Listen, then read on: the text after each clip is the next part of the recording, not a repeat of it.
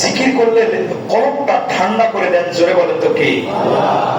এবার আসুন মূল আলোচনায়। প্রথম জিকির হলো আলহামদুলিল্লাহ। সকলে বলেন এটার একটু ব্যাখ্যা দিই, তাফসীরের মজা আছে। প্রথমে আলহামদুলিল্লাহ মানে সমস্ত প্রশংসা। জোরে বলেন তো কার? আরো জোরে বলেন, সমস্ত প্রশংসা কার? আল এটার অর্থ হলো সমস্ত। আরবি ভাষায় জামাউন শব্দের অর্থ হলো সমস্ত, এবং কুল্লুন অর্থ হলো সমস্ত। আল্লাহ সুবহানাহু ওয়া তাআলা কুল্লুন এই দুই শব্দ ব্যবহার না করে আল শব্দ ব্যবহার কেন করলেন? এটাই হলো তাফসীরের মজা। তাফসীরের মজা এটাই, প্যাচ লাগায় দিয়ে প্যাচ খুলে দেওয়া, এটাই হলো তাফসীর। সুবহানাল্লাহ বলেন।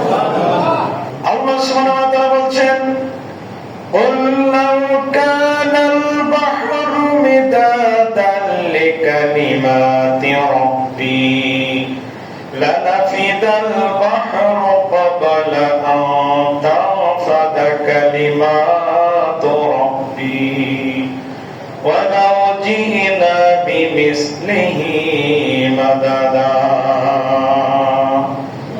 নবীগণ, দুনিয়ার মানুষকে আপনি বলে দেন, তামাম পৃথিবীর মধ্যে যত সমুদ্র, নদী, খাল, বিল, পুকুর আর গর্তের মধ্যে যত পানি আছে, সব পানি যদি কালি বানানো হয়, ওই কালির পানি দিয়া আমার কোরআনের ব্যাখ্যা লেখা শুরু হয়ে যায়। লিখতে লিখতে তামাম পৃথিবীর পানি শেষ হয়ে যাবে, আমার আল্লাহ পাকের কোরআনের ব্যাখ্যা লেখা শেষ হবে না। সুবহানাল্লাহ। আল্লাহ সুবহানাহু ওয়া তাআলা বলছেন 20 নম্বর পারা সূরা আনকাবুত 39 নম্বর আয়াত, ওয়া কারুন ওয়া ফিরআউন ওয়া হামান ওয়া লাকাদ জাআহুম মূসা বিল বাইয়িনাত ফাস্তাকবারু ফিল আরদি ওয়া মা কানু সাবিকিন। যদি আপনি ঘৃণা ভরে কারণ হামান আর হলো ফেরাউনের নামও যদি আপনি নিতে পারেন কোরআন তেলাওয়াতের মাধ্যমে, একদিকে তাদের উপর ঘৃণা পোষণ হয়ে যাবে, অন্যদিকে প্রত্যেকটা অক্ষরে অক্ষরে কমসে কম 10টা করে সওয়াব দিবেন। জোরে বলেন তো কে? এই সূরা হলো সূরা আনকাবুত 39 নম্বর আয়াত।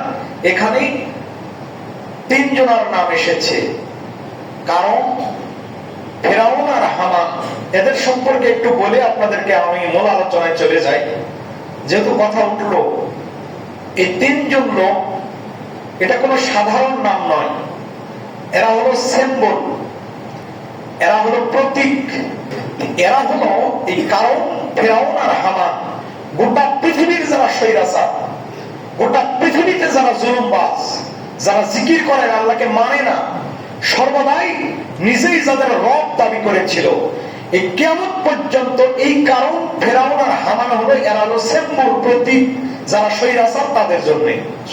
প্রথমে আলহামদুলিল্লাহ মানে সমস্ত প্রশংসা। জোরে বলেন তো কার? আরো জোরে বলেন, সমস্ত প্রশংসা কার? আল এটার অর্থ হলো সমস্ত। আরবি ভাষায় জামাউন শব্দের অর্থ হলো সমস্ত, এবং কুল্লুন অর্থ হলো সমস্ত। আল্লাহ সুবহানাহু ওয়া তাআলা কুল্লুন এই দুই শব্দ ব্যবহার না করে আল শব্দ ব্যবহার কেন করলেন? এটাই হলো তাফসীরের মজা। তাফসীরের মজা এটাই, প্যাচ লাগায় দিয়ে প্যাচ খুলে দেওয়া, এটাই হলো তাফসীর। সুবহানাল্লাহ বলেন। কুল্লু মান আলাইহা ফান,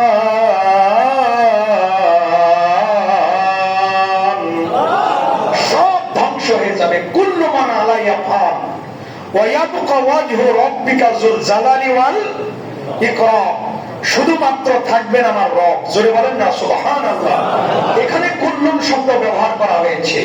আবার দেখুন, লা তুহাররিক বিহি লিসান লিসানাকা লিতাজালা বিহি ইন্না আলাইনা জামাআহু ওয়া কুরআনা। দেখুন, কিয়ামতের দিন কোরআন খুঁজে পাওয়া যাবে না। জিবরিল বলবেন কোরআনটা কোথাও আজকে নাই, জামাআহু ওয়া কুরআনা, নবীজির সিনার মধ্যে কোরআন জমা করা আছে। সুবহানাল্লাহ। এই জমা করার কুল্লুন শব্দটা ব্যবহার করা হয় নাই। ইংরেজিতে ডেফিনিট মানে নির্দিষ্ট, কি ইংরেজিতে ডেফিনিট মানে নির্দিষ্ট, এর কোনো প্রকার হয় না। কিন্তু আরবিতে আল মানে ডেফিনিট, এটা হলো 5 প্রকার। সুবহানাল্লাহ বলেন। এইজন্য কোরআন যখন নাজিল হয় সূরা ফাতিহা, গোটা মক্কার লোক অবাক হয়ে গেছে, আল্লাহ রে কি জিকির আজকে শুনলাম। দলে দলে মানুষ ঈমান আনা শুরু করে দিয়েছে। আমরা বুঝি না তাই। আল মানে নির্দিষ্ট, হামদ, হামদ মানে প্রশংসা, হামদ মানে কি? আল শব্দ, এই বলে কুল্লুন আর জমা শব্দ ব্যবহার না করে আল শব্দটা ব্যবহার করা হয়েছে। এখানে নির্দিষ্ট 5 প্রকারের অন্যতম প্রকার। সুবহানাল্লাহ বলেন। তার মানে আমি আসতেছি ওইদিকে। হামদ, হামদ আবার 4 প্রকার। জোরে বলেন কয় প্রকার? হামদ মানে প্রশংসা, শুকুর মানে প্রশংসা, আর জানা মানে প্রশংসা, আর মাদা মানে প্রশংসা। এই 4টা শব্দের মধ্যে এই আলহামদুলিল্লাহ, এই হামদ শব্দটা আল্লাহ সূরা ফাতিহায় কেন ব্যবহার করলেন? কষ্ট হয় বুঝতে? কষ্ট আমার মনে হয় হওয়ার কথা না। হামদ, শুকুর মানে প্রশংসা, মাদাহ মানে প্রশংসা, জানাহ মানে প্রশংসা। এই 3টা শব্দ না নিয়ে হামদ শব্দ কেন নিলেন? দেখো, যদি আলহামদুলিল্লাহ মন থেকে বলতে পারেন, আল্লাহ সুবহানাহু ওয়া তাআলা বললেন এই হামদ শব্দটা এজন্যই ব্যবহার করেছি যে তুমি যে অবস্থায় থাকো সে অবস্থায় যদি আমার হামদ যদি গ্রহণ করতে পারো, তোমার জীবনের গুনাহ আমি আল্লাহ সুবহানাহু ওয়া তাআলা মাফ করে দেব। আর শুকুর মানে এই, তারপরে আপনার মাদাহ আর সানা মানে থ্যাংক ইউ বলা। যেমন মনে করেন আপনি জার্নি করতেছেন, পিপাসা লাগছে, সাইডে পানির পিপাসা, একটা লোক পানি খাচ্ছে, আপনি যদি ভাই 1 ঢোক পানি খাইতে দেন, তো সে 1 ঢোক পানি খেয়ে তার বোতলটা ফেরত দিলেন। 20 টাকা। 1 ঢোক খাওয়ার পর যদি বলেন আলহামদুলিল্লাহ, তাকে যদি বলেন থ্যাংক ইউ, তাকে কি বলবেন? Thank you. এই থ্যাংক ইউ হলো শুকর। তাকে থ্যাংক ইউ আপনি বলতেও পারেন, নাও পারেন। আর হামদ মানে সর্বাবস্থায়। আপনি যদি অসুস্থ থাকেন, কেউ যদি জিজ্ঞাসা করেন কেমন আছো, সর্বপ্রথমে বলতে হবে কি? সবাই বলে না, সকলে বলেন। সর্ব অবস্থায় আমরা কি থাকবো? সরকার কাউকে যদি বলেন ভাই কেমন আছেন, রিক্সা লাগবেন, ভাই ভালো থাকা যে গরম। কথা বলেন। হ্যাঁ, গরিবের আবার কি ভালো থাকা, ভাই আপনারা বড় লোক মানুষ, এই শীত আছেন, আছে না নাই? না। সর্ব অবস্থায় যদি আলহামদুলিল্লাহ বলার পর আপনার সমস্যা করেন, ভাই আমি গরিব, দেখেন টাকা পয়সা নাই বা গরম গরম ইত্যাদি, পরে কা বলবেন, বা অসুস্থ পরে বলবেন, কিন্তু প্রথমে বলবেন। জোরে বলেন তো কি? আল্লাহ সুবহানাহু ওয়া তাআলা বললেন ওই ব্যক্তিটা শিরক মুক্ত হয়ে গেল, তার জীবনের গুনাহ আমি মাফ করে দিলাম। আজকে